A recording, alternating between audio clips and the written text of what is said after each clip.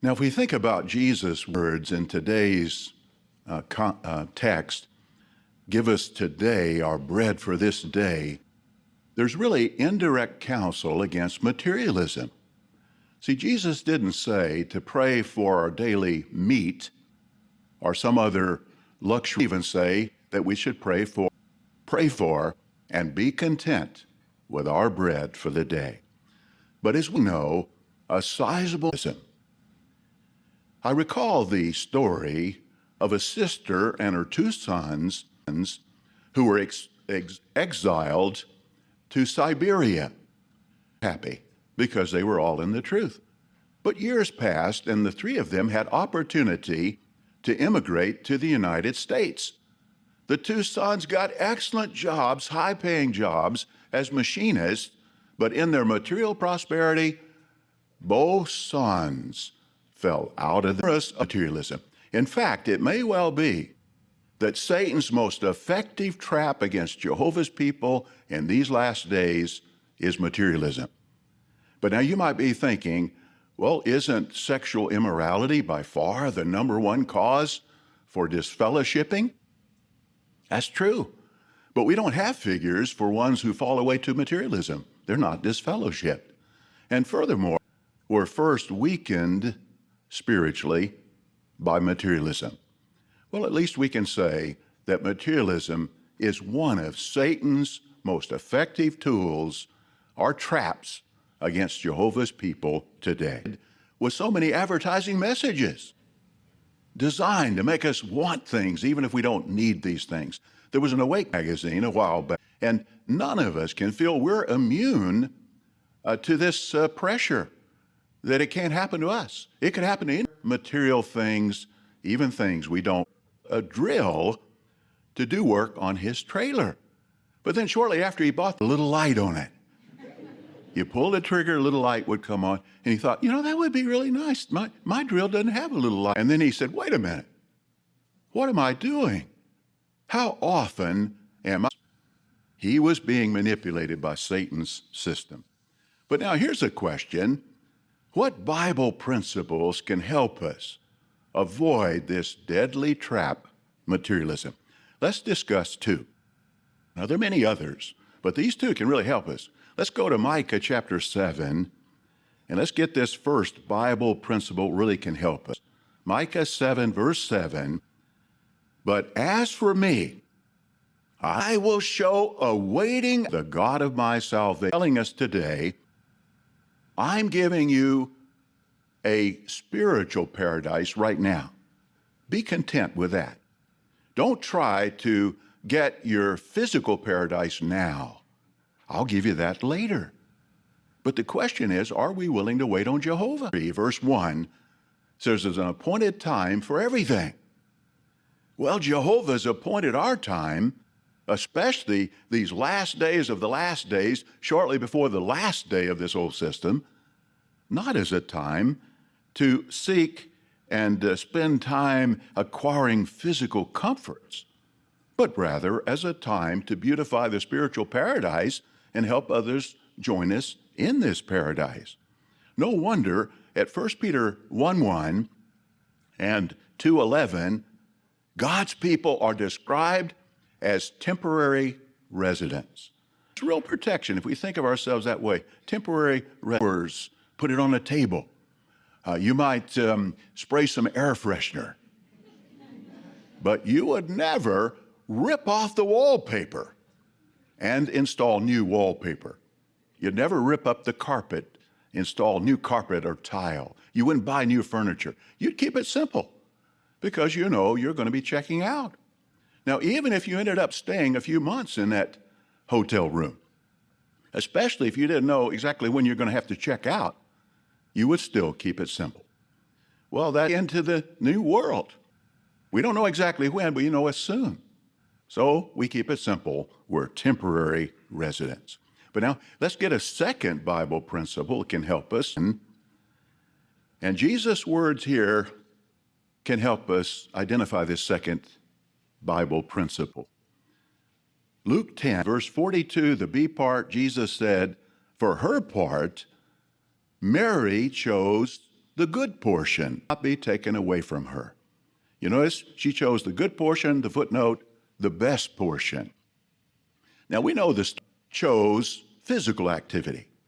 She chose working in the kitchen. Mary chose spiritual activity, listening to Jesus. Choosing was blessing, and that results in happiness. We all know what Proverbs 10:22 says. It is the blessing of Jehovah all over with many pains. Now, isn't that a contrast? Well, we're choosing the best portion when we go for spiritual, a heavenly treasure. Now, another reason, heavenly treasure will result in preservation into the new world, if necessary, by means of the resurrection. Proverbs 11:4, wealth will be of no benefit on the day of fury. We are to wait on Jehovah. Paradise now, physical paradise later. We wait on him, and when we do that, that second principle, we're choosing the best.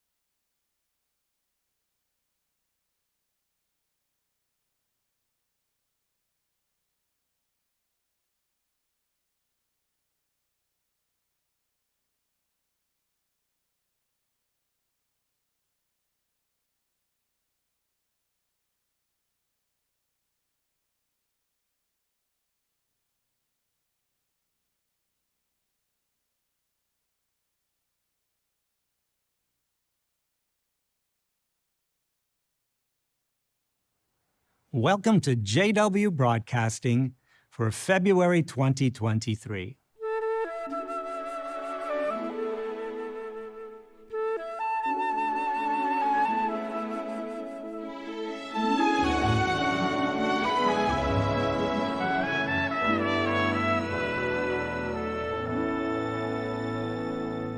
In January's program, we watched part one of the annual meeting.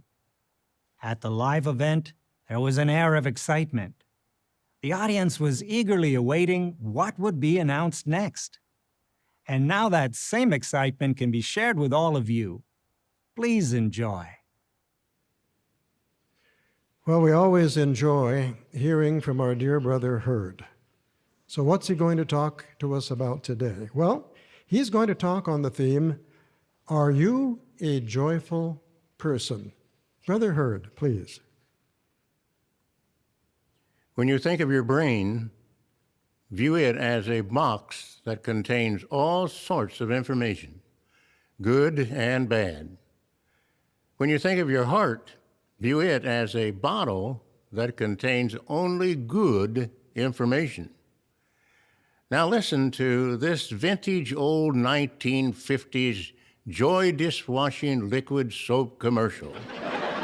Joy in a bottle beats anything in a box. True joy from the heart beats a head full of knowledge. What about it? Are you a joyful person? What good is it? Well, the Bible says, a joyful heart makes for a cheerful countenance. And it goes on to say, a heart that is joyful does good to the body. How does this work? At times, your heart will make you smile when your body is in pain. For example, you pass another person and he or she says, "How are you?" You smile and say, "Good." Your back, feet, and legs are killing you, but your heart won't let you give a negative answer. There are other more important reasons to be joyful. Here's one. Jehovah is a joyful person. At 1 Timothy chapter 1 and verse 11, he is called the happy God. Now, a synonym is the joyful God. He rejoices in his work. Well, how do we know that? Well, look at the 104th Psalm and verse 31. The glory of Jehovah will last forever. Jehovah will rejoice in his works. Jehovah will rejoice in his work. Synonyms are having joy or delight in his works. Now, secondly, Jesus, too, is a happy worker. At 1 Timothy chapter 6 and verse 14 and 15, he's called the happy potentate. Potentate is a powerful ruler, yet he is happy. It was prophesied of him at Psalms 40, verse 8, "To do your will, O my God, is my delight." Now, this means to please greatly. According to John chapter 4 and verse 34, the doing of God's work was food for him. It energized him and sustained him. Doing God's will was like butter on his bread and milk in his glass. Jehovah wants us to rejoice in our work. Read with me, please, Ecclesiastes chapter 5 and verse 19. Also, when the true God gives a man riches and material possessions along with the ability to enjoy them, he should take his reward and rejoice in his hard work. This is the gift of God. Housewives and mothers, rejoice in your work. Husbands and fathers, rejoice in your work. Single men and women, rejoice in your work. Widows and widowers, rejoice in your work. Oh, folks, rejoice in whatever you're able to do. Just call it work. Jehovah wants us to be joyful. Deuteronomy chapter 16 and verse 15 comments this way: Jehovah your God will bless all that you do, and you will become nothing but joyful. The best fathers are happy fathers. The best husbands are happy husbands. The best mothers are happy mothers. The best children are obedient children. Oops, I mean are happy children. Singing upbuilding songs produces joy. Levite males sang at the temple. However, other singers, men and women, are spoken of in Scripture. At Acts 16, verse 25, it says, "But about the middle of the night, Paul and Silas were praying and praising God with song, and the prisoners were listening to them." Slaves used to sing while working. They did this to pass the time and lift their spirits to the highest joy. They sang out their struggle, weariness, loneliness, sorrow, hope, and determination for a better life. You can sing in the shower. Just make sure no one's listening. Count your blessings. Bathe in the joy that they bring you. Joy is an aspect of God's Holy Spirit. It is the second of the 9 aspects mentioned in Galatians chapter 5 and verse 22. Pray daily for God's Holy Spirit to be with you in your life. Read with me Daniel chapter 6 and verses 10 and 11. But as soon as Daniel knew that the decree had been signed, he went to his house, which had the windows of his roof chamber open toward Jerusalem. And 3 times a day he got down on his knees and prayed and offered praise before his God, as he had regularly done prior to this. At that time, those men burst in and found Daniel petitioning and pleading for favor before his God. My wife Gloria and I used to get down on our knees to pray before going to bed. Now that we're old, we just sit on the side of the bed and pray. If we get down, we can't get up. Keep in mind that prayer will produce in you joy. You're not alone. Jehovah is with you. He is never far away. At Acts 17:27, Paul told some in Athens, "He is not far off from each one of us. He can see you and hear you from heaven," wherever heaven is located. Never should we feel that we are alone. Each minute of every day, Jehovah is right beside us, looking for opportunities to help us. Talk to him regularly Ask him to give you joy. Angels, too, are joyful. Luke chapter 15, verse 10 says that they're joyful. Please look at it as we read it. In the same way, I tell you, joy arises among the angels of God over one sinner who repents. What do you think? Are you a joyful person? Try to remember the box. Put your mind to it. And the bottle. Put your heart into it. Copy as best you can those who are joyful. Jehovah, Jesus, the angels, your spiritual brothers and sisters. Pray daily for a joyful countenance. A warm smile does good to the body.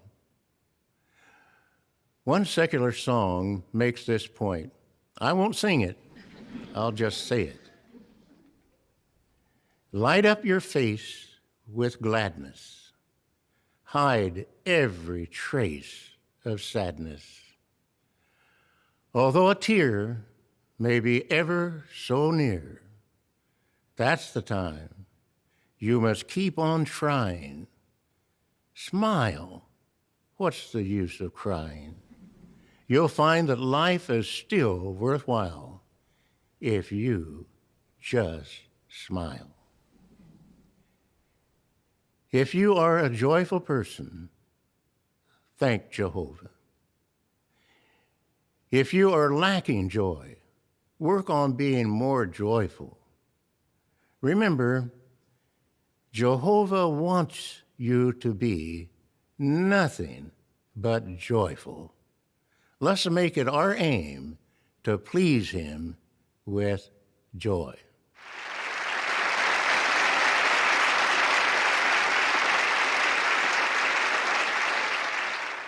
Wasn't that delightful? Thank you very much, Sam. That was just wonderful. Now we're going to watch two videos. The first one is going to bring us up to date with the construction projects that were finished just before the COVID began. But then it's also going to tell us the work that was done during the COVID outbreak. Our brothers did not stop working during the outbreak, and they were very resourceful. They did a lot of good things. So let's watch this video. It's going to be very encouraging. At Isaiah 40, verses 4 and 5, Jehovah says he would remove seemingly insurmountable obstacles so the Jews could return to Jerusalem.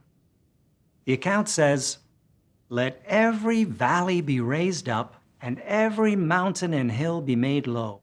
The rough ground must become level, and the rugged ground a valley plain.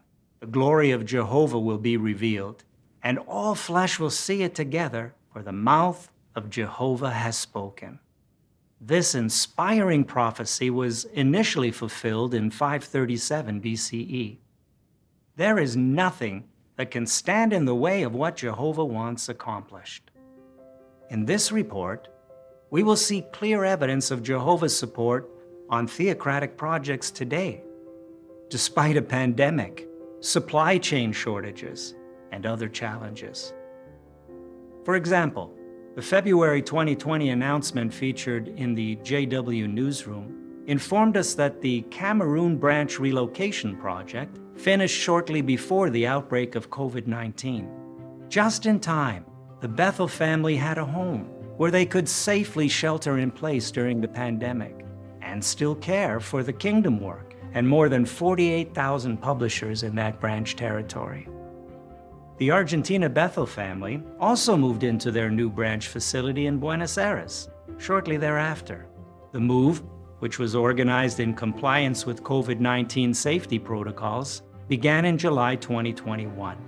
The Bethel family saw numerous examples of Jehovah leveling out overwhelming challenges during the pandemic. The successful completion of the new branch facilities in the midst of that turmoil has already given a great witness to the community. It has allowed the Bethel family to focus on caring for close to 170,000 publishers in that branch territory. What a blessing to have these new facilities to support the kingdom preaching work. What about projects happening right now? Listen closely as we hear updates from brothers in Italy, Congo, and Angola. The Italy branch is relocating its facilities to the city of Bologna in northern Italy, which is located about 370 kilometers or 230 miles from Rome.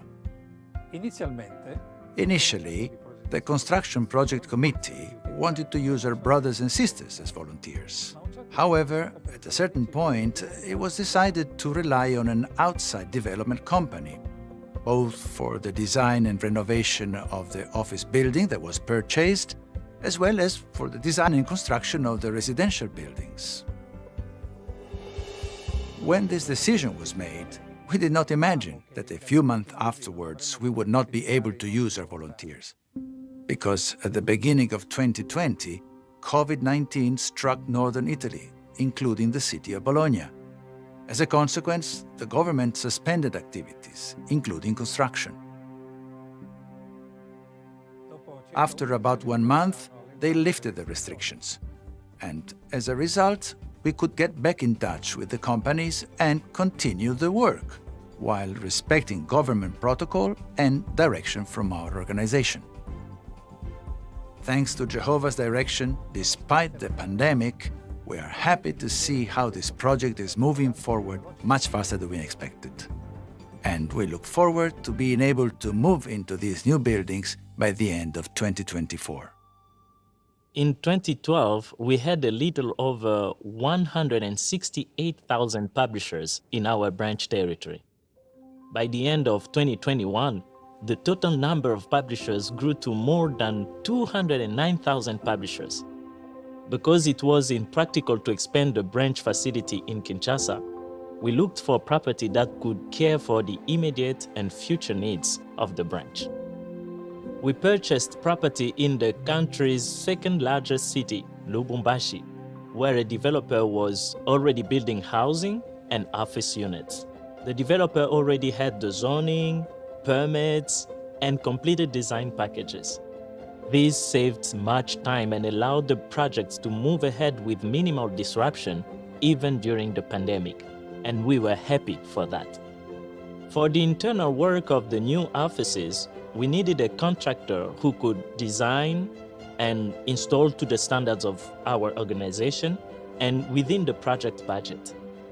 We knew this would be hard to find in Congo, and even harder with the limitations of the pandemic. One of the suppliers that we use for food and relief supplies in the area mentioned to us that they have a partner company who specializes in construction and is newly active in the country. We didn't expect that the answer to this challenge would come from this unusual direction, but we were surprised to find that they did in fact qualify to meet the high standards and expectations of such a branch project. As the relationship grew, we saw fine collaboration between our teams, and they continue to work along with us now as the project expands. We truly have seen Jehovah smoothing out the path for this project. We have already started moving some Bethelites to this new site and look forward to the project's completion in mid-2024. In December 2021, a building was purchased that will provide additional rooms and offices for the Bethel family at our branch. This building is located about a 10-minute walk from the current Bethel facility. Because of the restrictions imposed by the COVID-19 pandemic, the entire process for the acquisition of this building, even including the verification of the legal aspects, had to be done by video conference.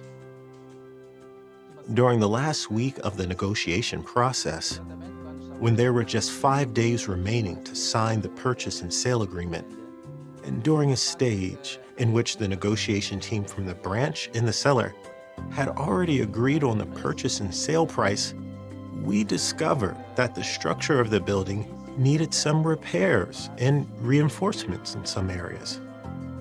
How did the team negotiating the purchase handle this obstacle?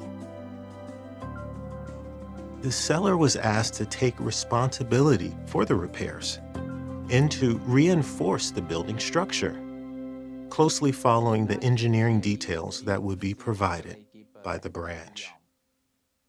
After several prayers by the branch's negotiation team, the seller accepted the responsibility and even paid for all the expenses involved in this repair. The repair was completed, and shortly after, the work to completely renovate the building began. We look forward to seeing some of the Bethel family move into this new building in early 2024. In addition to these new branch facilities, we also have many other needs to fill. For example, in order to train brothers and sisters to carry out the preaching and teaching work, there continues to be a need for theocratic school facilities. In Madagascar, the branch hosted classes at Bethel because they didn't have any other suitable facilities. Well, in June 2021, they finished construction of a new school facility and will now be able to schedule up to 4 classes there each year. Currently, there are over 40 existing school facilities, and we have around 20 active school facility projects at various stages of development. What about facilities to support the growing media production of the organization? We're happy to report that we have finished the studio projects at the South Africa and Australasia branches. In Australasia, that includes the backlot that is used for the Good News According to Jesus video series. Soon, if Jehovah wills, we will begin construction on the new site in Ramapo, New York. We look forward to seeing how Jehovah uses this facility to care for the needs of his people. It is clear that neither the pandemic nor ongoing turmoil in this world has been able to stop theocratic building projects. And as world conditions continue to deteriorate, we are confident that the words of Isaiah 44:5 will be true for us. Yes, Jehovah will help us overcome any mountain-like obstacles that we face. We earnestly pray for Jehovah to bless these and future building projects.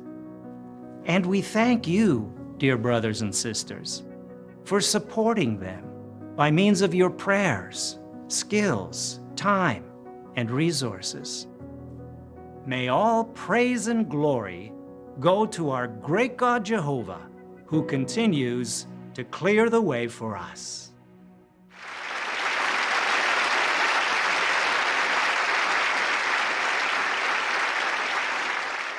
Jehovah's hand is never short.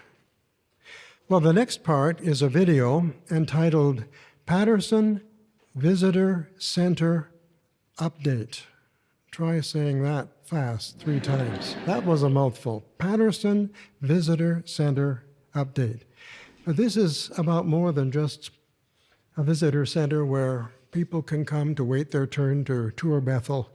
You're going to see that there are some surprises waiting for us in this visitor center. Let's watch. Planning for the new Patterson Visitors Center began in 2018. A project development group was formed with the goal of starting construction, but unforeseen challenges were about to occur. In March of 2020, an outbreak of COVID-19 in the New York area caused Bethel to go into a full lockdown. How did the design group see Jehovah's blessing on the project during this unprecedented time? Well, when Bethel locked down and suspended in-person meetings, so did the town of Patterson. This created a serious challenge for us to obtain the necessary approvals and to keep the project moving forward. So with the threat of falling months behind, we had to rely on Jehovah and alter our approach. So a local elder was given permission to attend the town planning board meetings in person once they opened up. He allowed us, as a design team, to make a presentation effectively but remotely. We saw Jehovah's hand and his blessing on this entire arrangement. So through months of meetings, we were able to get the approvals needed and then get a building permit to begin construction, all of this taking place during the lockdown. Following all the local guidelines, the branch found a way to bring skilled brothers and sisters into the Bethel bubble safely so they could work on the project. Jehovah caused many volunteers to offer themselves willingly to help. Here we are, building the Patterson Visitor Center during a most unique time in history, in the midst of a global pandemic. The Brotherhood has demonstrated a heart for the work. Through contributions, brothers and sisters offering their skills, some of which are quite unique. It's so encouraging to see how Jehovah has come to our aid with supply issues, and how Bethel departments have cooperated and provided skilled people to help us. It's been so encouraging. All involved have seen Jehovah's hand guiding the way through these challenging circumstances. But some may wonder, at a time when guests are not allowed on Bethel property, why is this visitor center so important to Jehovah? The physical buildings at Bethel are attractive. But what's more valuable to Jehovah is what happens inside. It's the spiritual gift that he has in store for all who come to visit that is so important. The Patterson Visitors Center is designed to be an immersive theocratic experience for everyone.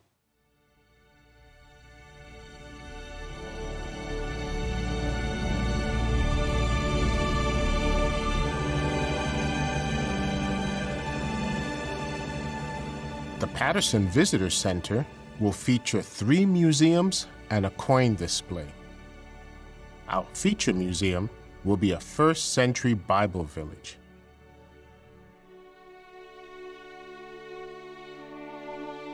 The objective is to educate visitors about what life was like in the first century, and thereby bring Bible accounts to life. You will get a sense of what things were like when Jesus walked the earth. Since the Israelites lived off the land, the experience begins with an overview of the annual crop cycles that form the core of so much of their daily activities. Key agricultural tasks such as threshing, winnowing, and grinding grain will be illustrated with interactive displays. We know you will find the exhibit components like the functioning olive press and wine press very interesting and informative.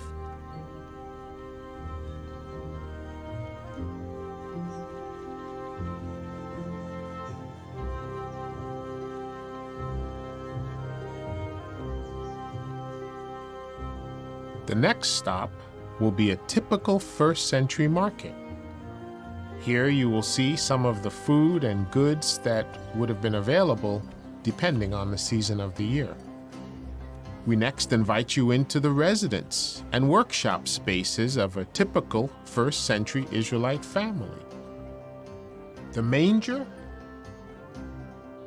carpentry shop, weaving, and fabric dyeing displays will illustrate a number of Israelite activities.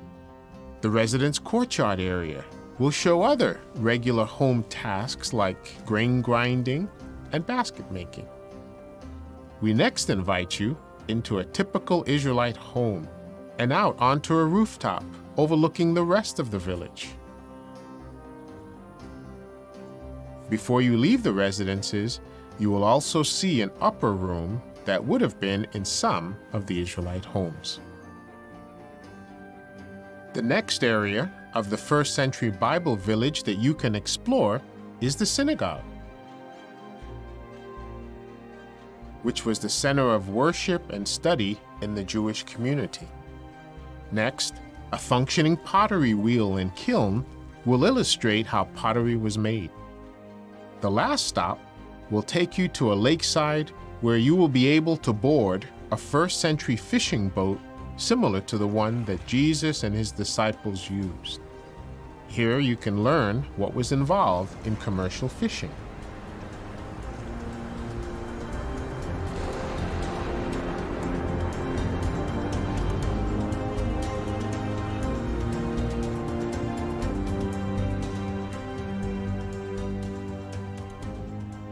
This and so much more is waiting for you at the new Patterson Visitor Center.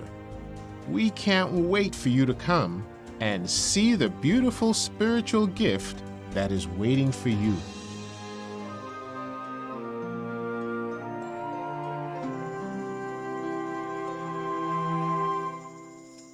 The new Visitor Centre and Museum are on course to be completed in the fall of 2023.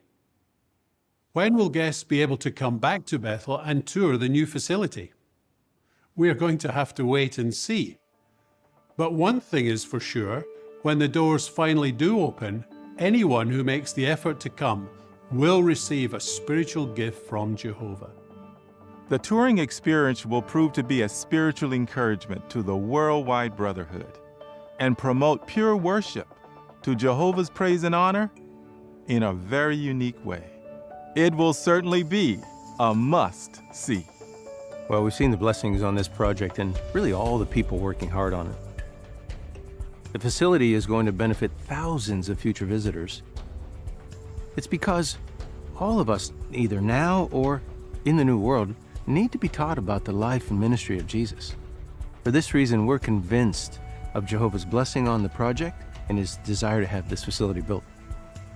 It's Jehovah's desire that people come to his house and be refreshed and educated.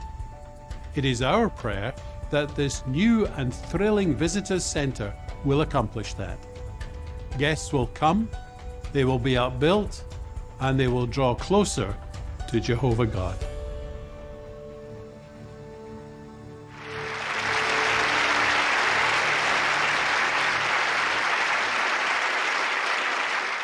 I'm sure we can hardly wait to go through that new visitor center. I know I can hardly wait. Now we're going to enjoy two talks on very encouraging themes. The first is by Brother Kenneth Cook. His subject, the earth that will endure forever. Brother Cook, please. In the revelation presented to the Apostle John, Jesus pointed ahead many centuries to the time when Jehovah brings an end to those who oppose his kingdom.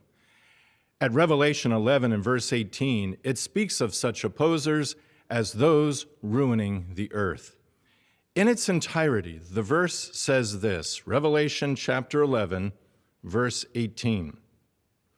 But the nations became wrathful, and your own wrath came, and the appointed time came for the dead to be judged, and to reward your slaves, the prophets, and the holy ones, and those fearing your name, the small and the great, and to bring to ruin those ruining the earth.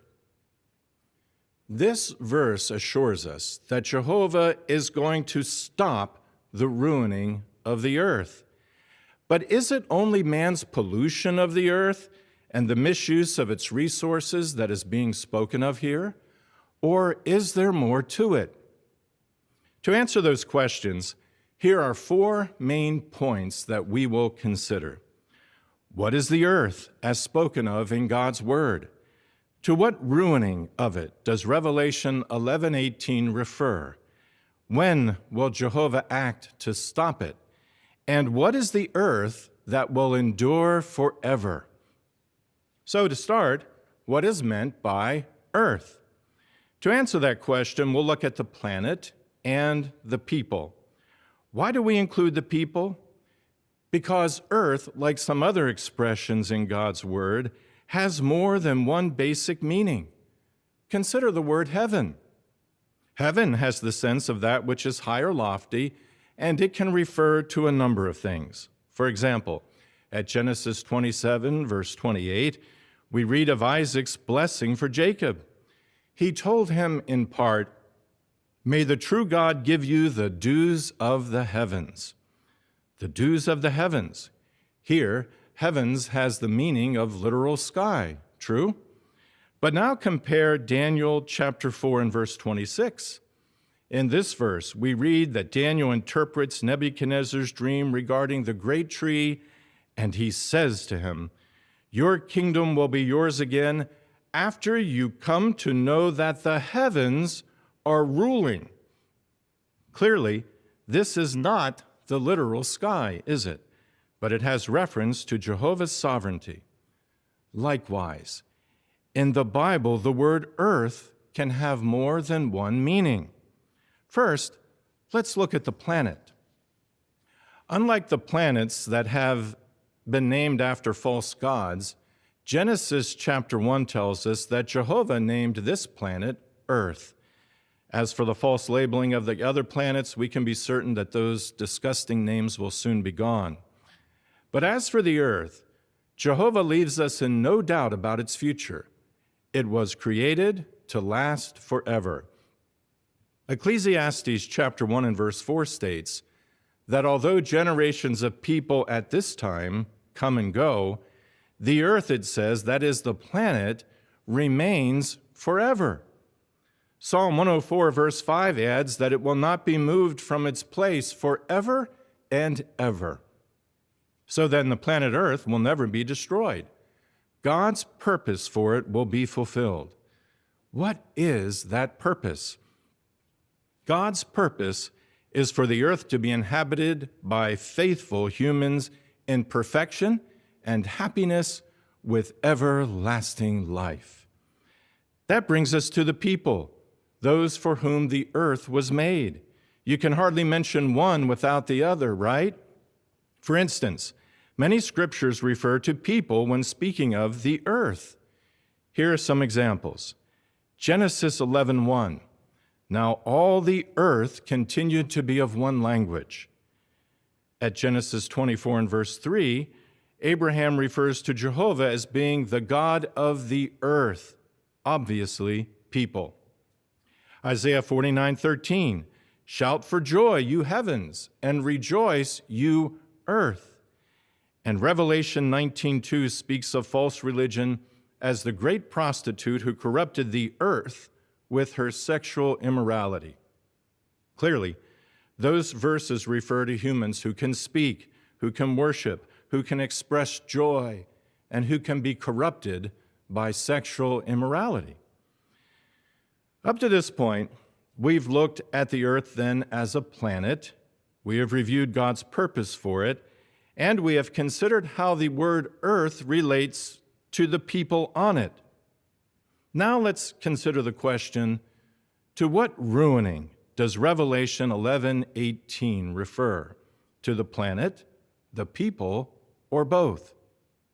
First, the planet. Jehovah hates to see the earth being ruined today as it is, and we can be certain that he hates the pollution, the damage to the earth's climate, the misuse of its resources, and the devastation of human wars. Jehovah cares for what he has made.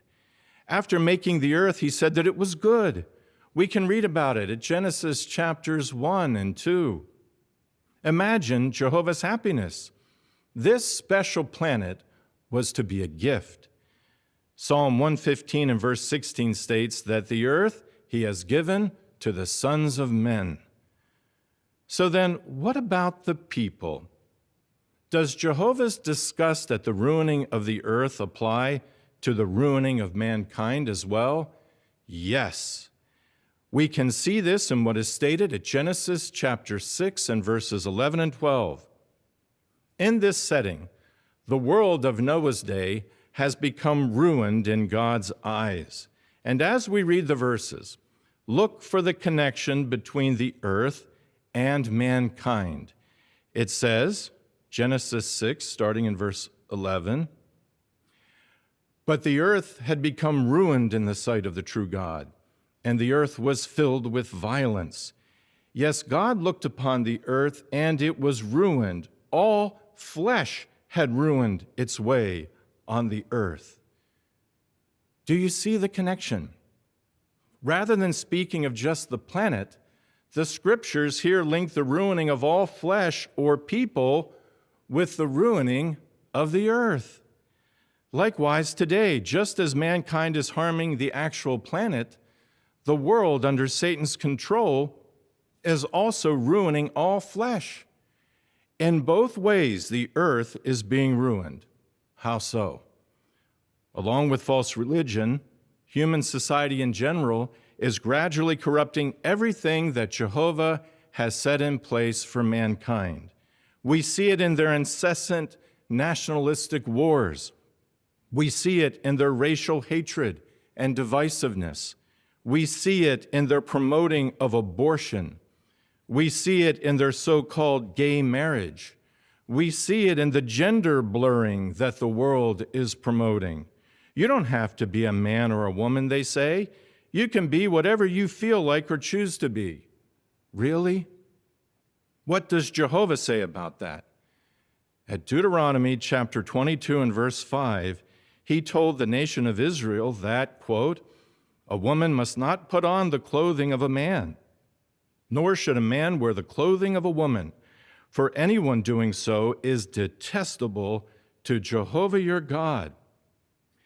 If that is how the Creator feels about the switching of clothing, how much more detestable he must view the world's attempts to blur the lines of gender with false labeling.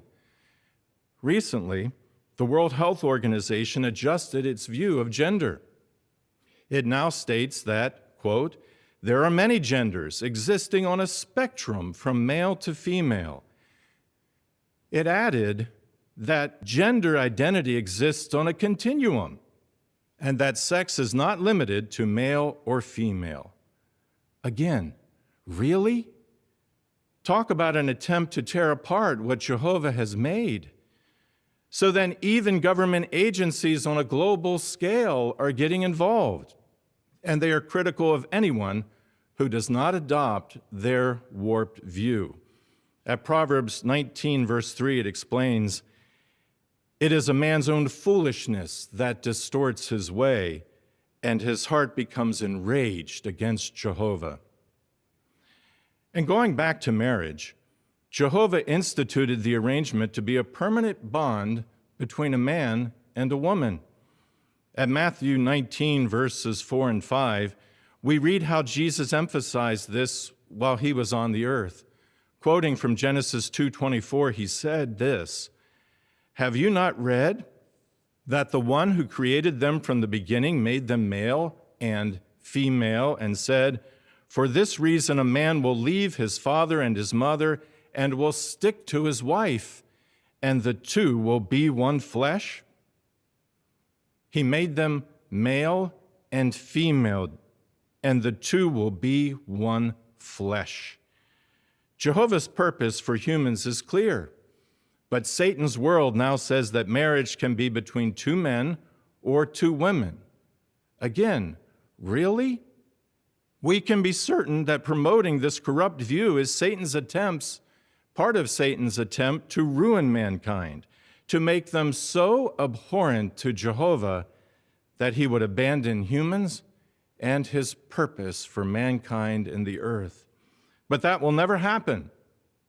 God's purpose for mankind and their home will be fulfilled. Just like the disgusting names of the false gods that humans have given to the literal planets, the false labeling of humankind and the immorality will not continue. For his own namesake and for those who love him, Jehovah will bring to ruin those ruining the earth. Well, it's one thing to consider Jehovah's view on such matters among ourselves, but what are we doing to help other people?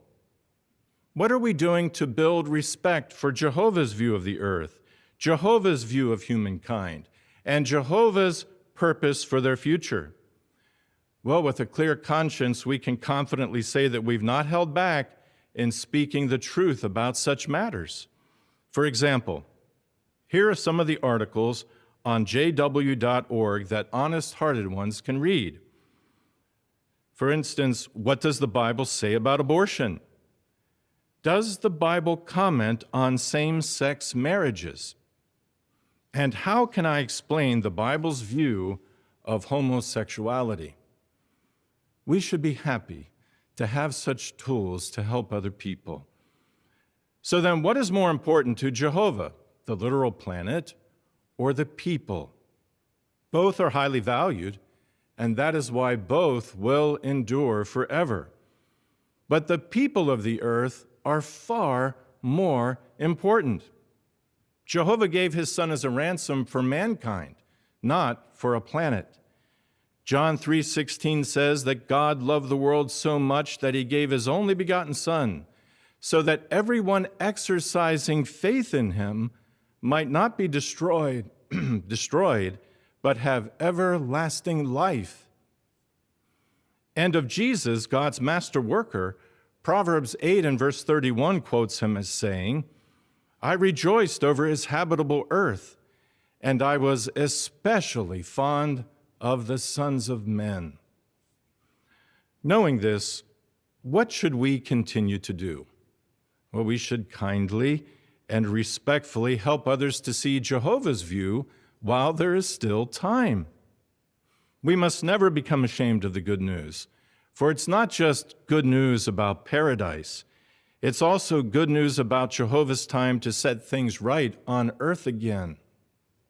Parents with young children should take courage from this fact as they work hard to protect their children from Satan's attempts to ruin their minds and hearts with immoral thoughts and false reasoning. Thankfully, the end is coming quickly. Please notice what is said at Revelation chapter 14 and verses 6 and 7. And as we read it, look for what an angel includes in the good news that he declares. It says, in part, Revelation chapter 14, verses 6 and 7, it says, "He had everlasting good news to declare to those who dwell on the earth, to every nation and tribe and tongue and people. He was saying in a loud voice, 'Fear God and give him glory, because the hour of judgment by him has arrived. So worship the one who made the heaven and the earth and the sea and the springs of water.'" So then, what does the angel include in his message, in his good news that he is declaring? "Fear God," he said, "and give him glory, because the hour of judgment by him has arrived." For those who love what is right, that truly is good news. And we're happy to include this angelic message in what we share with other people. God's word assures us at Acts chapter 17 and verse 31 that Jehovah has set a day on which he purposes to judge the inhabited earth in righteousness by means of his Son. What a relief and peace that will bring to those who want to please Jehovah. Well, in this talk, we have examined what is meant when the Bible speaks of the earth, that is, the planet and the people for whom it was made. We have also considered the fact that the earth is being ruined in more ways than just the corrupting of its environment and the misuse of its resources. It goes far beyond that, doesn't it? Satan and his world are also attempting to ruin Jehovah's human creation in every way possible, but they will fail. Since Jehovah gave his Son to save faithful humans and to restore his purpose, our next question is, when will it happen? When will Jehovah bring to ruin those ruining the earth? Well, the answer to that question is soon, very soon. The ruining of mankind and their home will not be allowed to go on. Let no one be mistaken about it. Jehovah is resolved. He is patient. He does not desire any to be destroyed, but he is determined. His day is coming. 2 Peter 3:13 assures us that there are new heavens and a new earth that we are awaiting according to his promise. That promised new earth is a new human society that will worship and serve the only true God forever. Those who persist in ruining the earth will not be a part of it. At Matthew 19 and verse 28, Jesus speaks of this coming change as a time of recreation.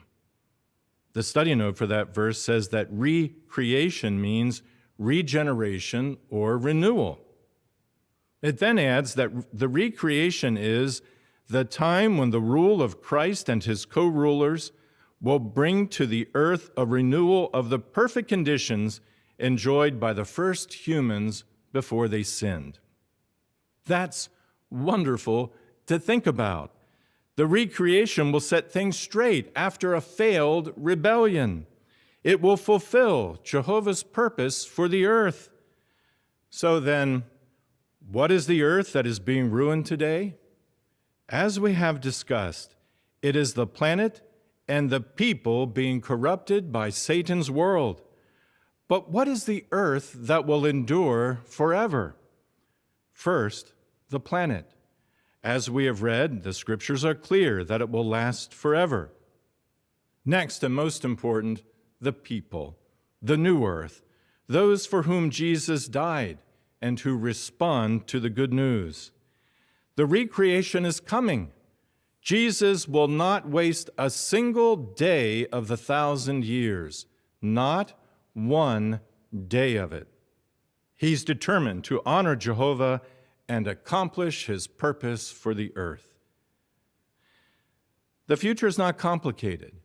Jehovah's purpose is not hard to understand. The coming time of recreation will bring about a rejuvenated earth, a rejuvenated planet filled with perfect people who love and serve Jehovah together. That is the earth that will endure forever.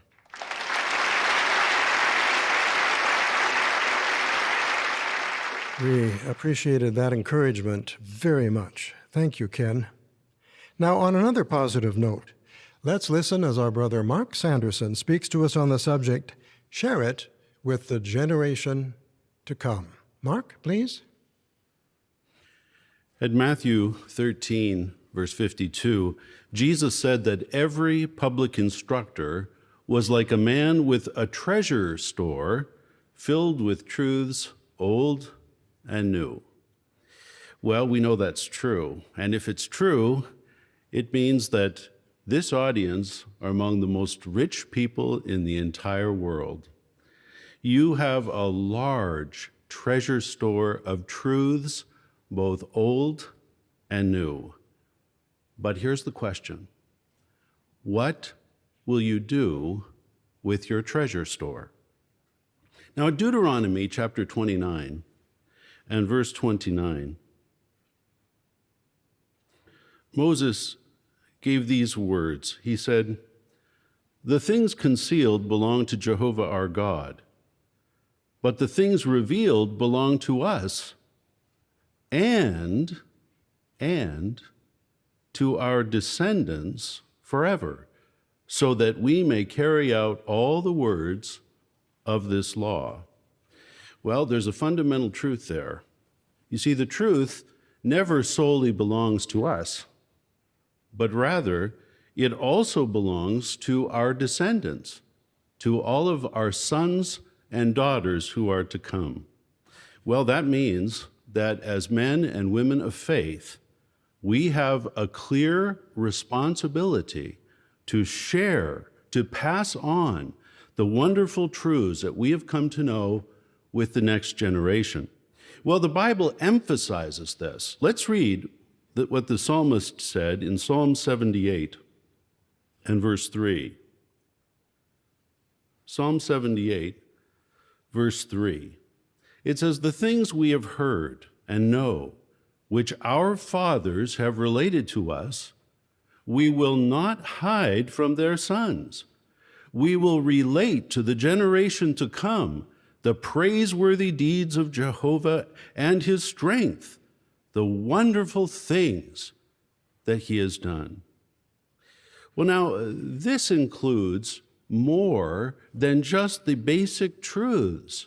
It also includes all of the wonderful things that we've been taught by other brothers and sisters, all the experiences that we've had in experiencing the hand of Jehovah in our own lives.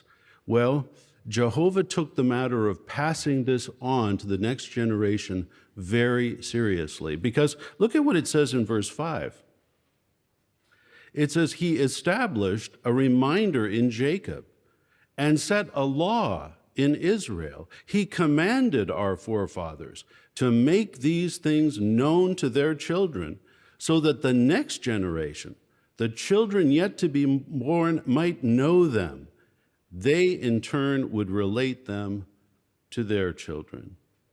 Well, brothers and sisters, especially those of you who have so much wisdom and experience, do you feel that responsibility to share what you have with the generation to come? Well, if we get the sense of Deuteronomy 29:29 and Psalm 78, well, then we will do this. We will share what we have with the next generation. But how do we do it? Well, of course, this process begins with all of our parents. And by their following the command in Deuteronomy chapter 6, verses 6 and 7, to teach their children as they sit in the house, as they walk on the road, when they lie down and when they get up. But the process does not end with the Christian parents. We also have a responsibility to teach and train young adults so that they can take on responsibility in Jehovah's congregation. Now, the Bible is filled with examples of individuals who were wonderful trainers. Maybe one who comes to mind right away is Moses. It seems that in the Bible, whenever you see Moses, you see Joshua. They're always together. Can you imagine the wonderful training that Moses was able to impart to Joshua as they worked together for more than 40 years? Moses not only told Joshua, but he also showed him. And by being with him, he was able to observe his fine example. Well, when the time was ready, when Moses was ready to hand over the responsibility, notice what he says here in Deuteronomy chapter 31 and verse 7. It says, Moses then called Joshua and said to him before the eyes of all Israel, "Be courageous and strong, for you are the one who will bring this people into the land that Jehovah swore to their forefathers to give to them, and you will give it to them as an inheritance. Jehovah is the one marching before you, and he will continue with you. He will neither desert you nor abandon you. Do not be afraid or be terrified." Well, can you imagine how Moses must have felt to say those words to this young man who he had worked so hard all of these years with? Well, that's not the only example that's in the scriptures. What about Paul and Timothy? We know that Timothy was probably in his late teens or early 20s when Paul met him at Lystra. What did Paul do?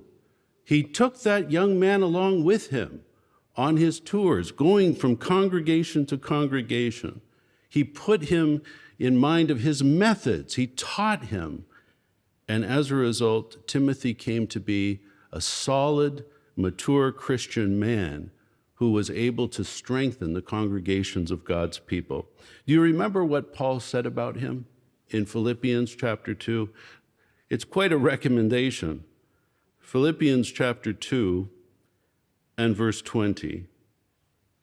Paul said, "For I have no one else of a disposition like his who will genuinely care for your concerns." What a tremendous recommendation. But because Paul had invested that time into Timothy, he knew the fine qualities that young man had.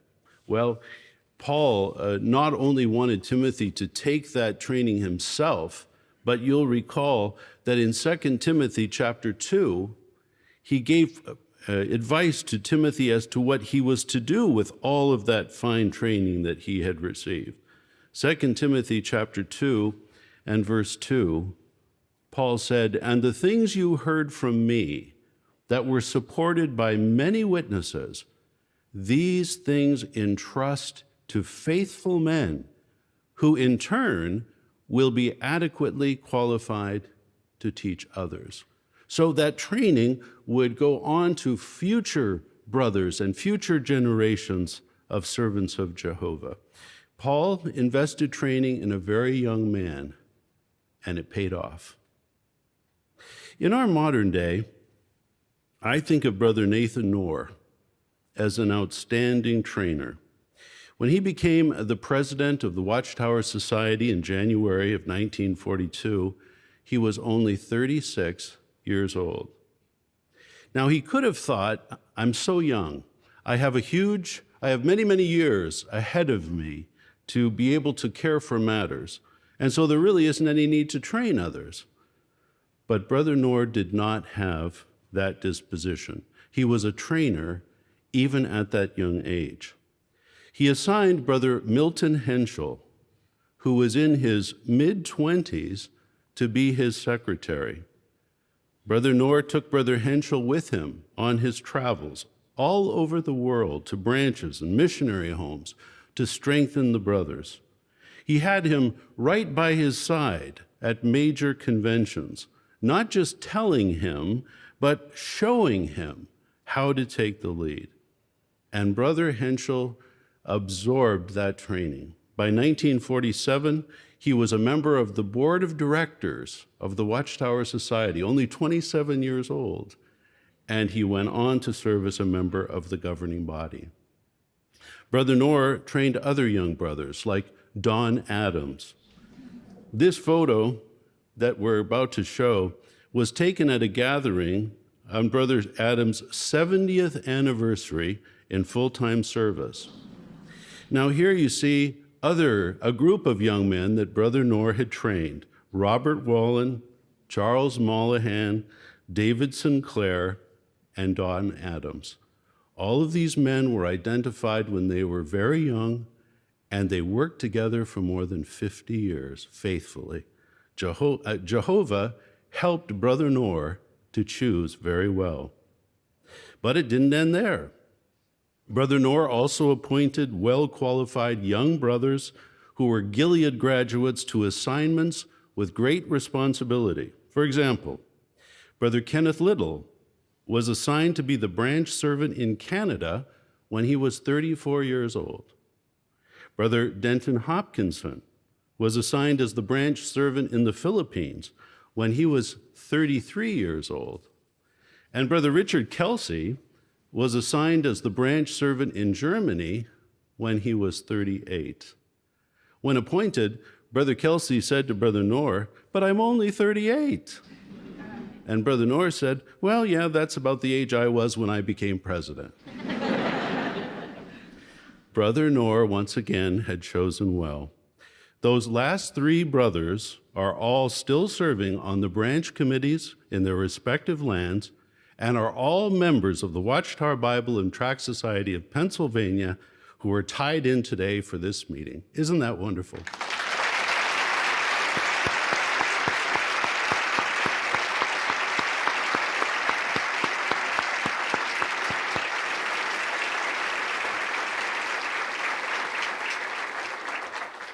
But there's a lesson here, brothers. There's a lesson.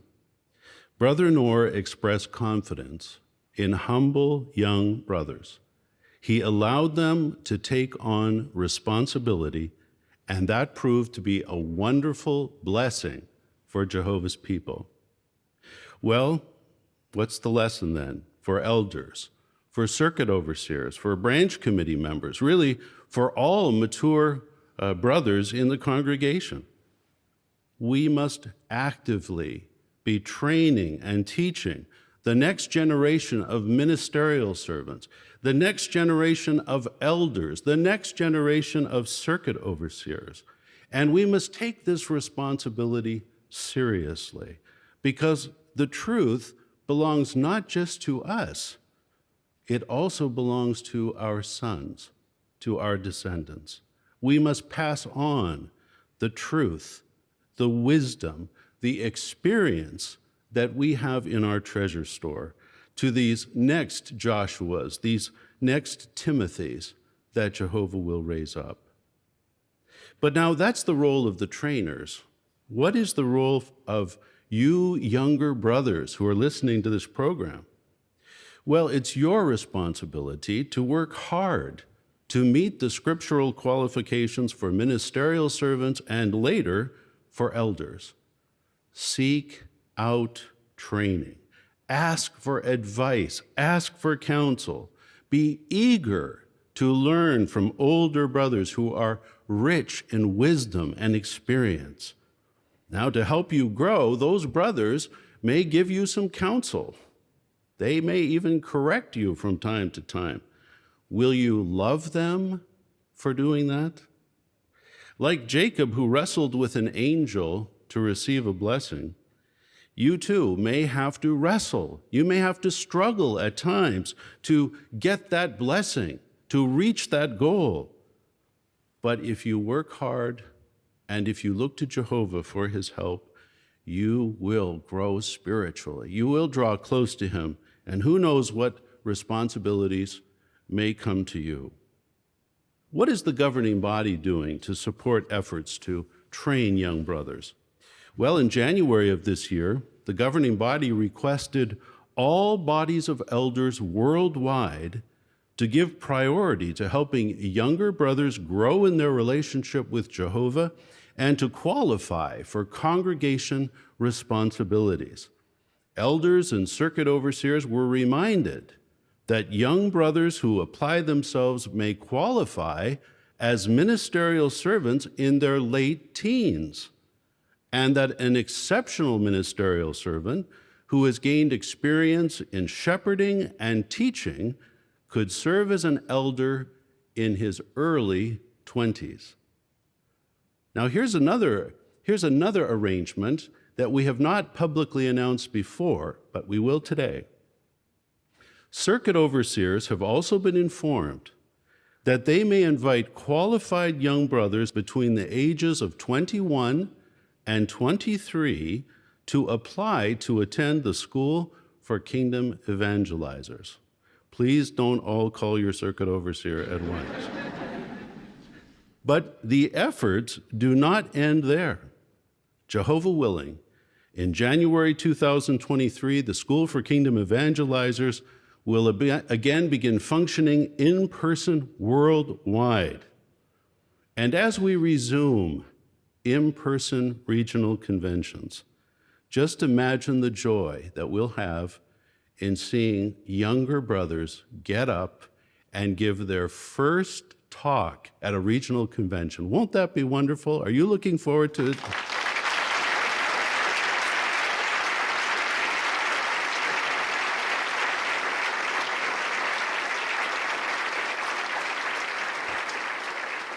But the governing body has another new initiative. Governing body members will now have the possibility to take a younger brother along with them when they make shepherding visits to the branches.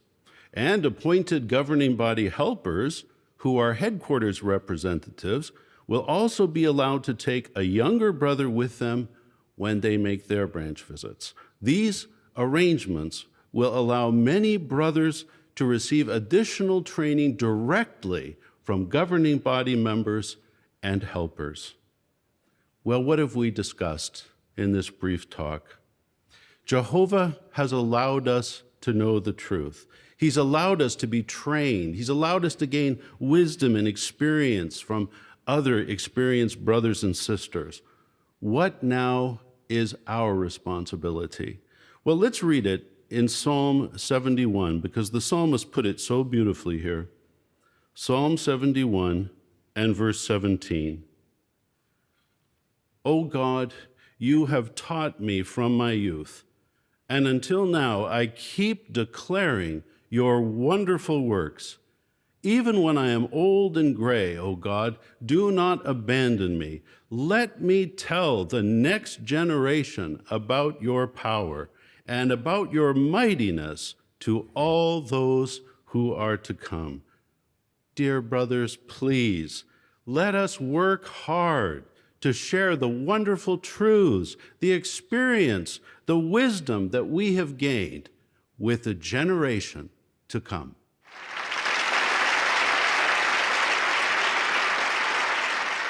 That certainly does meet a need, doesn't it?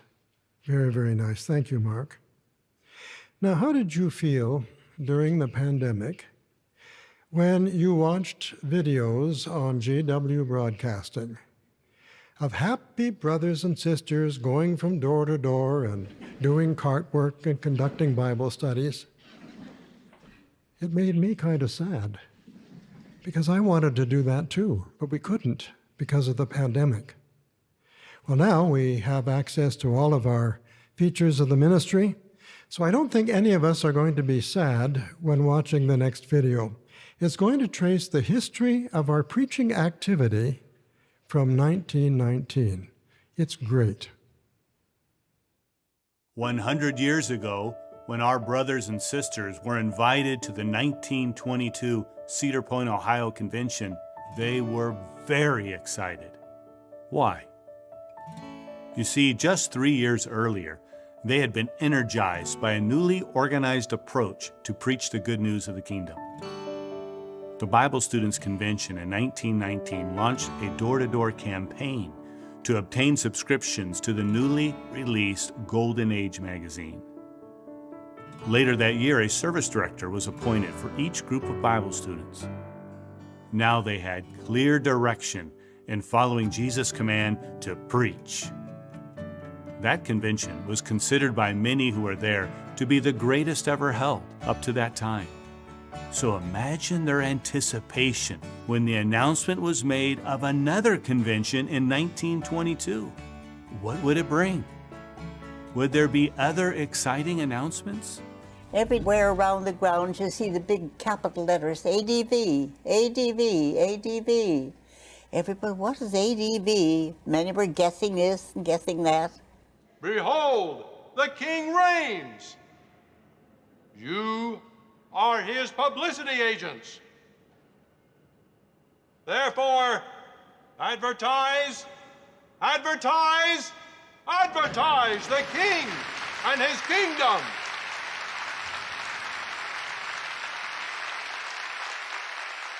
Well, there wasn't dry eye in the audience. Everybody was crying. Everybody was waving their handkerchiefs and talking to whoever was sitting by, whether they knew them or not. Now, more than just Bible students, they were becoming an organization of preachers. What would the call to advertise the King and his kingdom lead to? What unique and innovative methods would Jehovah's people use? The next 100 years would tell the story. In 1922, J.F. Rutherford began using the new technology of radio broadcasting to reach a global audience with the kingdom message. At its peak in 1933, radio broadcasts originating from our own WBBR studios in New York were carried by 408 radio stations on 6 continents. But because of clergy interference, the commercial radio industry gradually denied access to the airwaves. Did opposition stop Jehovah's people from advertising the kingdom good news? What additional preaching methods were used? A unified, consistent message about the kingdom was achieved through the use of testimony cards in several languages. A publisher would simply hand the card to the householder and ask him to read the brief Bible message. Another exciting application of technology was the use of the portable phonograph for house-to-house preaching. To expand this initiative, in 1937 at the Columbus, Ohio Convention, the Special Pioneer Work was introduced. Special pioneers were encouraged to use the phonograph not only when invited into a house, but at every house.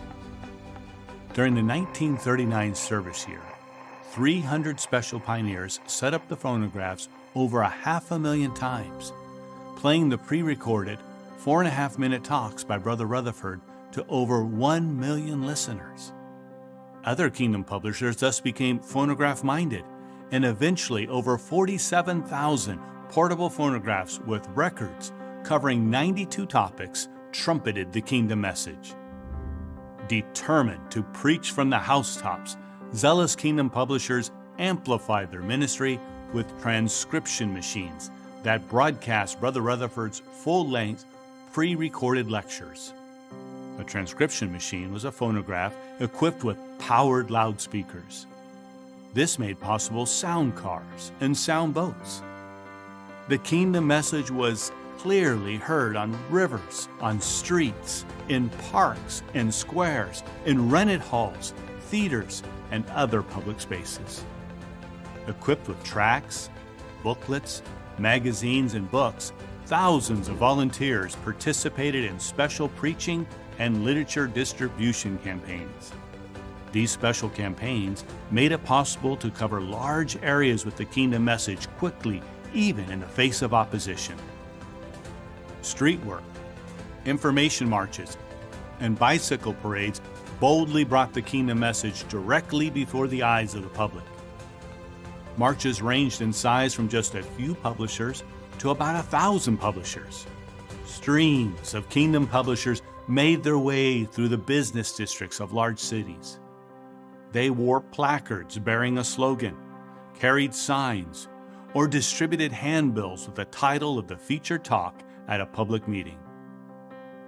While radio broadcasts and information marches were an efficient way of reaching mass audiences, was it the most effective way?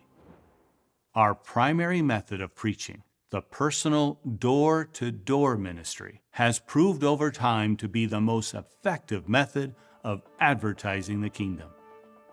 But was preaching all that was needed? It became apparent that teaching others to observe all the things Jesus commanded would require training. Kingdom evangelizers needed to be trained to use the Bible effectively and to study it with interested ones. So at the Call to Action Assembly in 1943, a new congregation meeting was announced and demonstrated. It was called the Course in Theocratic Ministry, and it accompanied the weekly service meeting. Soon, textbooks were released to help our brothers cultivate their teaching skills. The book's Theocratic Aid, published in 1945, provided clear guidance for improved public speaking, effective door-to-door witnessing, making meaningful return visits, and conducting progressive Bible studies. While Equipped for Every Good Work, released in 1946, laid a solid foundation of Bible truth through an in-depth, book-by-book examination of God's Word. Preachers were learning to become teachers. Such high-quality training equipped more to join the ranks of kingdom proclaimers. And for those who were already active, training allowed them to expand their participation. The ranks of kingdom publishers swelled. Around the same time, the Watchtower Bible School of Gilead began training kingdom proclaimers to take up missionary work in lands where there were few, if any, kingdom publishers. In the years since, thousands of trained missionaries have advertised the King and his kingdom to the ends of the earth. Additionally, the teaching tools provided by the faithful slave have steadily adapted to changing needs. Study publications such as Let God Be True, The Truth That Leads to Eternal Life, and now Enjoy Life Forever, an interactive Bible course, have proved to be extremely effective teaching tools. Huge international conventions with record-breaking attendances have generated global headlines advertising Jehovah's organization. Films, DVDs, and JW broadcasting videos have helped prospective subjects of the kingdom visualize the realities of that kingdom. Our special metropolitan witnessing and public witnessing cards continue to draw attention to the kingdom. JW.org has played a vital role in reaching millions with the kingdom proclamation in over 1,000 languages. How true are the words of Melvin Sargent, one of many faithful brothers who experienced much of this history. Those of us inside the Lord's organization have tried in every way possible to turn the world's attention to the message of life. We have used slogans, full-page advertisements, radio, sound cars, portable phonographs, gigantic conventions, parades of information walkers carrying signs, and a growing army of house-to-house ministers. This brief report on the past 100 years of kingdom preaching merely scratches the surface of what's contained in the new special exhibit at the World Headquarters Museum at Warwick, New York. It's entitled Advertise, Advertise, Advertise, 100 Years of Advertising the Kingdom. When visits become possible, please come and see this informative and motivating display. How thrilling it is that alongside our brothers and sisters of the past 100 years, we have shared together in fulfilling Jesus' prophecy that this good news of the kingdom will be preached in all the inhabited earth. May this new special exhibit energize you to continue using every means possible to advertise, advertise, advertise the King and his kingdom.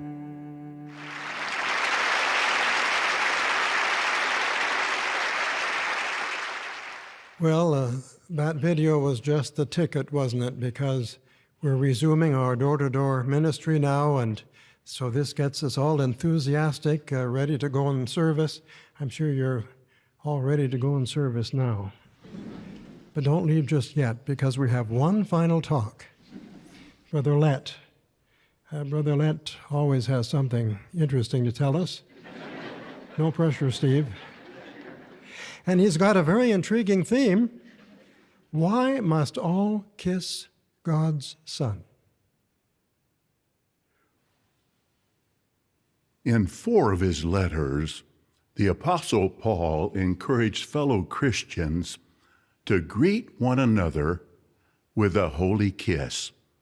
Similarly, Peter used the expression, greet one another with a kiss of love.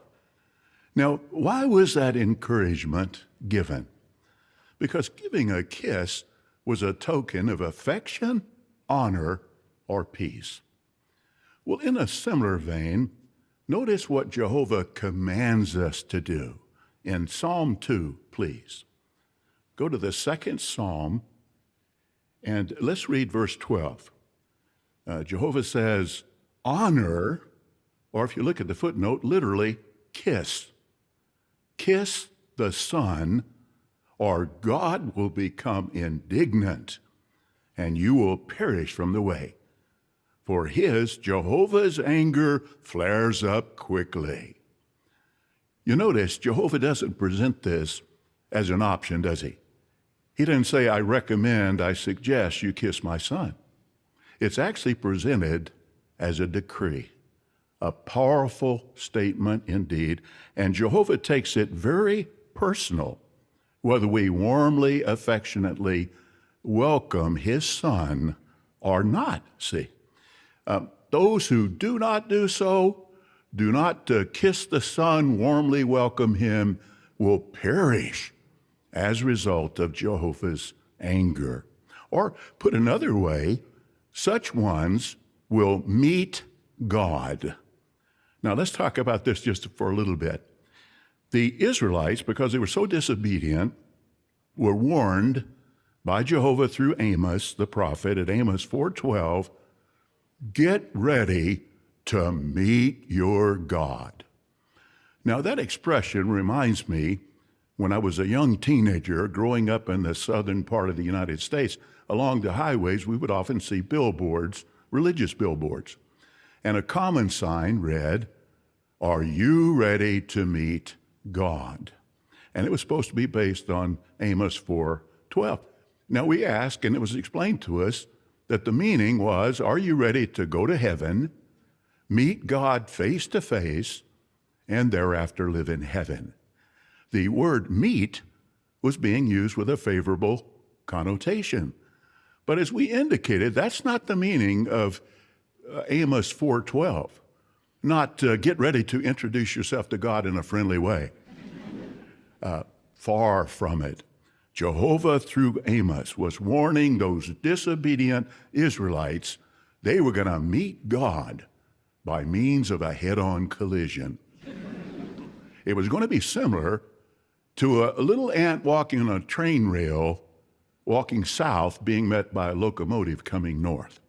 That's what the Israelites would experience. And sure enough, as Jehovah warned, some years later, the Israelites met God when they received his adverse judgment when Assyria conquered and devastated them. But now here's a question. What "get ready to meet your God" message is being sounded by God's people today? Well, it's true, we sound the good news of the kingdom, but we also sound a warning message, don't we? We warn that all who do not take a stand with Jehovah and walk with him, but continue to walk in opposition, will meet him in a head-on collision. But here's another question. What will happen in the near future, and we've learned during the Great Tribulation, to the tone, the tenor of our "get ready to meet your God" warning message? Well, for the answer, let's go to Revelation chapter 16. Revelation chapter 16, and please, let's read verse 21. Then great hailstones, each about the weight of a talent, fell from heaven on the people, and the people blasphemed God because of the plague of hail, for the plague was unusually great. Well, our publications have explained that, of course, right now, we take the soft waters of truth to people, encouraging them to turn to Jehovah. But soon, during the Great Tribulation, the tone, the tenor, will turn hard. It will announce the imminent end of Satan's entire wicked system. The soft waters of truth will congeal to become the hard-hitting hailstones of truth. And this message will be so powerful that, as indicated there in that scripture we read, that the people will blaspheme God. They will be very upset. They will be very disturbed. And it's likened to a great hailstone, with every hailstone, a great hailstorm, I should say, with every hailstone weighing about a talent. Now, the Revelation Climax book said, if the Apostle John had in mind the Greek talent, that would mean each hailstone would weigh about 45 pounds. Some years ago, interestingly, there was a little article or little account in the Watchtower about egg-sized hail falling in China and killing 25 people and wounding 200 additional people. Now think about it. If hailstones weighing only ounces could do that, what about 45-pound hailstones? And especially if you factor in how fast they fall. Experts say a large hailstone can fall at speeds faster than 100 miles an hour. And interestingly, not long ago, the Watchtower made the comment that it could well be that our hailstone message that we're commissioned to give will be what induces Gog of Magog to make his all-out attack against Jehovah's people with the intention of wiping them from the earth. And of course, we know the attack of Gog is the event that will enrage Jehovah and move him to bring on the rescue operation of Armageddon. But right now, we're still in the Kiss God's Son invitation time period. We're happy about that, right? But don't get too comfortable with that message either. We entreat honest-hearted ones to honor God's Son, to warmly welcome him as earth's new ruler. And we do this urgently, don't we? During the time before that hard-hitting, get ready to meet your God time period arrives. But now here's a very important question. Are we motivated to kiss God's Son only because we don't want to experience the adverse consequences of not doing so? No. Our main motivator is love, isn't it? We love Jehovah, and we love his dear Son, and we long for him to be earth's new ruler. That love is what mainly motivates us to do so, to kiss, welcome God's Son. And of course, we want to help honest-hearted ones as we teach them to likewise kiss God's Son because they are motivated by love. But Jesus is Jehovah's choice, isn't he? Jehovah has selected him, has installed him as king of the kingdom, and he will be the absolute best ruler that humans could ever have. Why? What will make Jesus the very best ruler? Well, one thing, he will have superhuman abilities, and he will demonstrate, he will have these during his 1,000-year reign. It will make him a wonderful, very loving ruler. In fact, let's identify 6 superhuman abilities that Jesus will possess and demonstrate during his wonderful 1,000-year reign. And to identify each of these 6 superhuman abilities, we're going to use a miracle that Jesus performed here on the earth, because we know the earthly miracles portend, foreshadow even greater miracles during his time as Messianic King. Now turn, please, to Mark chapter 4, and let's identify superhuman ability number 1. Mark chapter 4, verse 37. Now a great violent windstorm broke out, and the waves kept crashing into the boat, so that the boat was close to being swamped. But he, Jesus, was in the stern, sleeping on the pillow. So they woke him up, and they said to him, "Teacher, do you not care that we're about to perish?" With that he got up and rebuked the wind, and said to the sea, "Hush, be quiet." And the wind abated, and a great calm set in. Now, did you notice that windstorm is described with a double adjective, great violent windstorm, indicating its ferocity, but with 3 simple words, hush, be quiet. Jesus completely calmed both wind and sea. But now what does that miracle portend for the future? Well, as Messianic King, Jesus will have the power to command and control the wind, the sea, actually all forces of nature, to mankind's benefit. Under kingdom rule, there will be no destructive tsunamis, hurricanes, tornadoes, floods, earthquakes, etc., etc. But now let's identify superhuman ability number 2. And to do this, just think about the account, if you will, in Matthew chapter 14. If you recall, with just 5 loaves of bread, 2 little fish, Jesus fed a crowd likely of over 10,000 people, if you factor in the women and children. And every one of them ate to complete satisfaction, while they even gathered up 12 baskets full of fragments as leftovers. Well, what do we learn from this miracle? Jesus, as Messianic King, will exercise authority over the organic elements in food and vegetation, ensuring that no one under his rule ever goes hungry. It's estimated right now more than 800 million people go to bed at night hungry. That number will be reduced to 0 under kingdom rule. No one will have to go to bed hungry at night. Psalm 72:16, there will be an abundance of grain on the earth. On the top of the mountains, it will overflow. And it won't be just basics.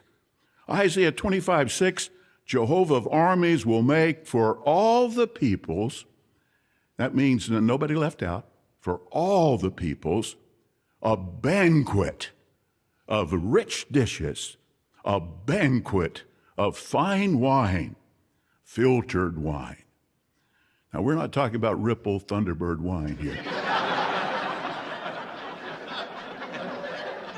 We're talking about fine wine, like Jesus made at that wedding feast in Cana. But now, let's identify superhuman ability number 3. Go, please, to Matthew chapter 15. Matthew 15, and let's read, please, verse number 30. Then large crowds approached him, bringing along people who were lame, maimed, blind, speechless, and many others. And they laid them at his feet, and he cured them. Now, this was amazing, wasn't it? But what did these healing miracles portend for Jesus as Messianic King? Well, he will have the power and the authority to heal all sicknesses and maladies. See, any sickness, any malady he will heal. Under kingdom rule as promised at Isaiah 33:24, no resident, not one, will say, I am sick.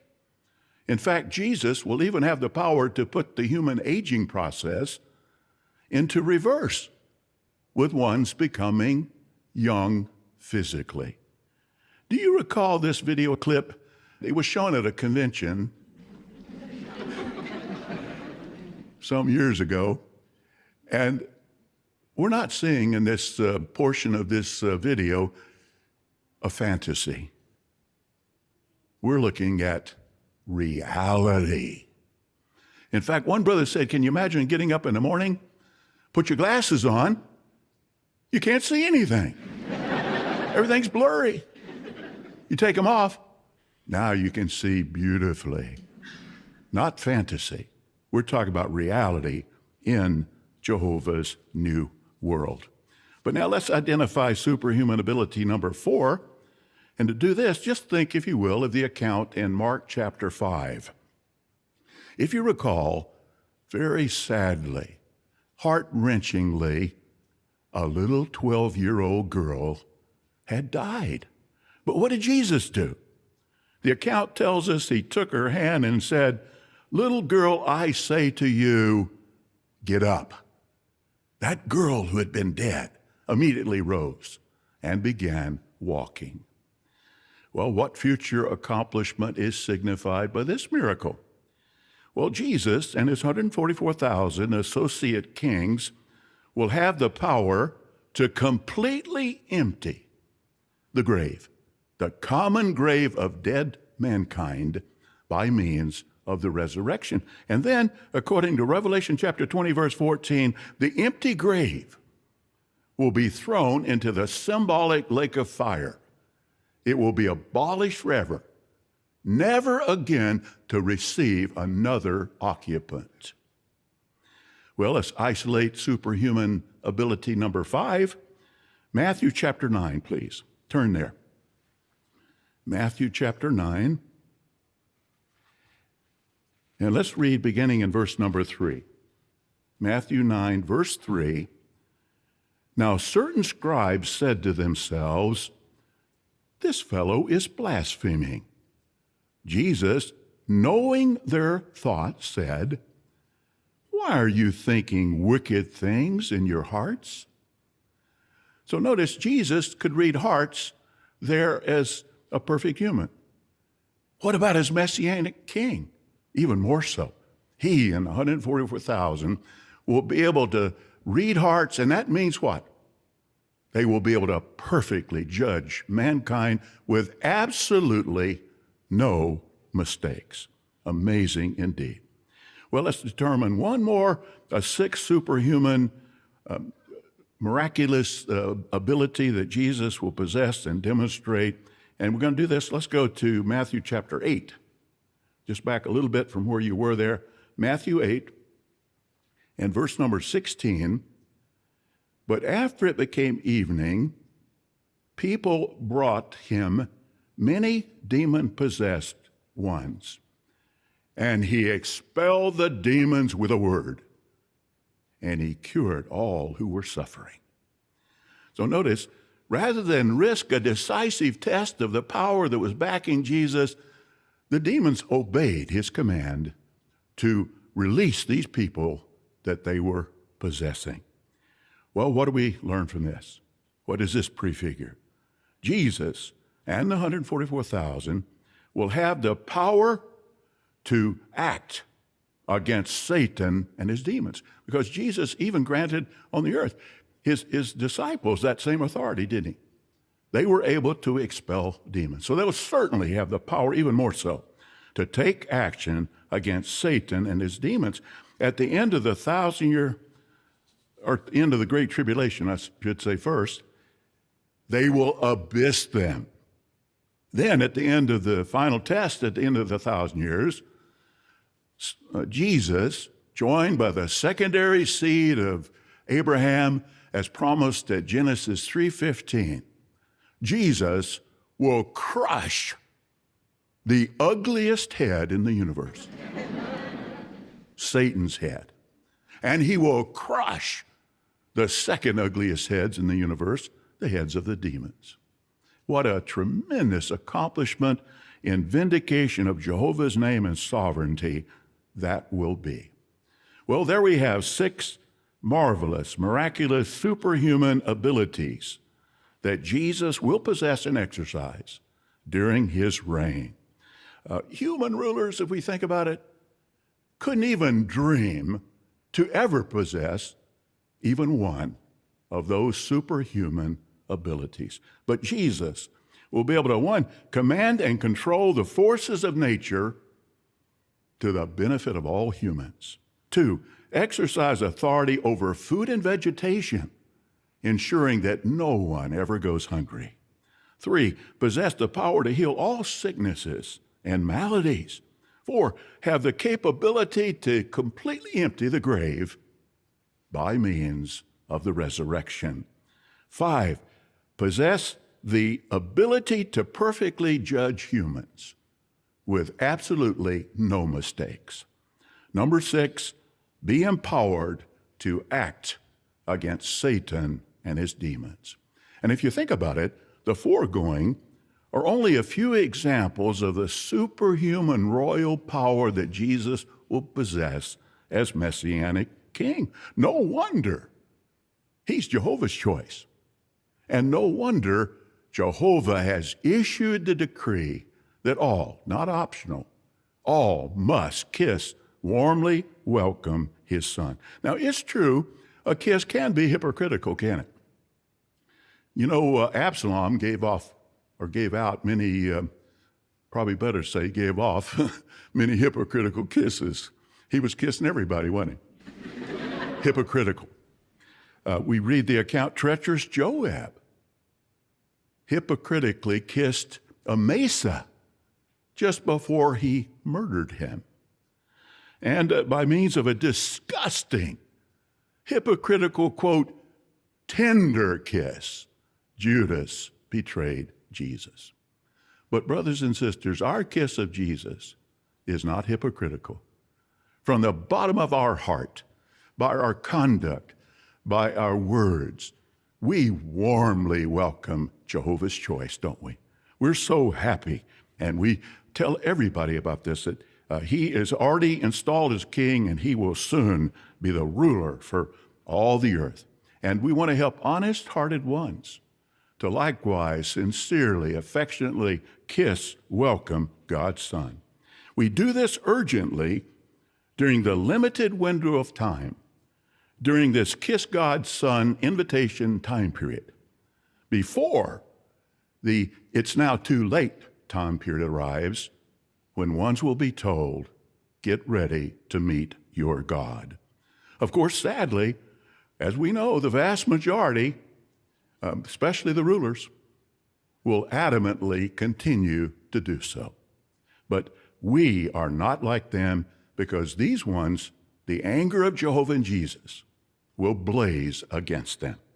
But may Jehovah richly bless you, dear brothers and sisters, as you continue to affectionately, warmly welcome Jehovah's choice, and as you work hard to help other honest-hearted ones to do the same.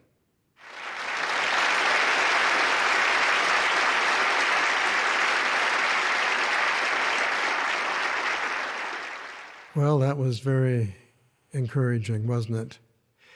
And I think we can say that Jehovah has been very good to us today. Jehovah has given us the encouragement that we've all desperately needed. And so if you felt encouraged by this program, thank Jehovah for it.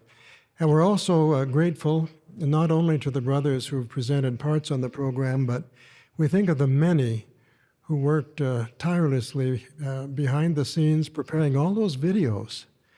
As I was watching all that, I was thinking what a tremendous amount of work must have been involved. And yet, how can you replace a video?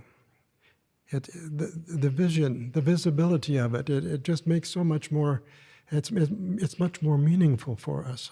So we're grateful for the brothers who do all of this work. Jehovah never disappoints. Throughout this annual meeting program, we've seen how he instructs us personally, cares for us during crises, and satisfies us with meaningful work. How fitting it is, then, that the year text for 2023 praises the God whose actions and words are the essence of truth. Before we conclude, let's go to Bangladesh, a land filled with unique features. It has the largest contiguous mangrove forest in the world, called the Sundarbans, which is teeming with interesting creatures. The plant life is amazing as well. Bangladesh is also home to jackfruit. This sweet, nutritious treat is the world's largest fruit grown on trees. One piece of fruit can weigh over 40 pounds, or 18 kilograms.